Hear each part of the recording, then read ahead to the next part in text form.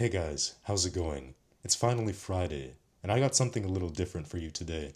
This is a Quaker Parrot review. After 6 months, I'm going to be giving you my thoughts and personal experience after owning one of these birds for 6 months.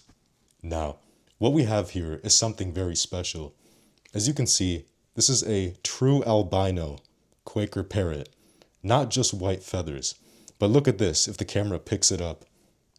Red eyes, red pupils. I don't know if there's enough light to see it, but that's what it is.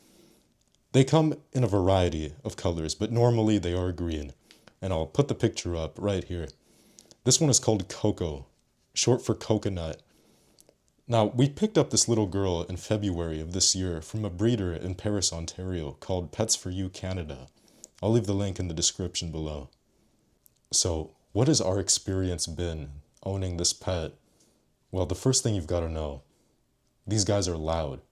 Like, they're one of the top 10 loudest birds, which we didn't know when purchasing. So if you live in an apartment, you're going to get noise complaints. She was a few weeks old when we bought her, and she would do this little growl as her only sound, but then hearing the microwave set her off and she'd start screaming. And these birds, they yell and they scream all the time until they learn how to talk, which she finally started talking last month. So if you can get it to talk a lot, that's good, because it'll scream less. And she has a variety of different voices. She tends to sound more robotic most of the time, but it just depends. Another thing to know is that they live 20 to 30 years. So it's a long commitment that you have to care for. This bird will probably get to grow up with my future children until their adulthood, probably. Another thing for us is that she's tended to bond very strongly to one person, which is my wife. The bird will not leave her alone. When my wife leaves the room, the bird follows her.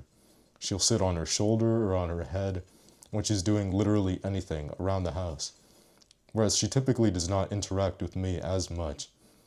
Something else to note is that these parrots tend to be very territorial at a certain point in their life.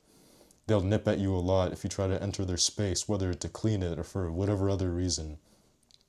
Previously, we had budgies back before we moved provinces, so Quaker was like the next step up in bird ownership.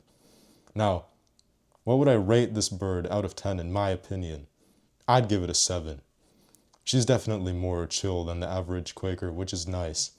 And do I think this is a good bird for a first-time owner? Yeah, there's no real issue. These guys are pretty low maintenance. They're like the pit bulls of birds, if you will. If you can get past the noise level, then you're good.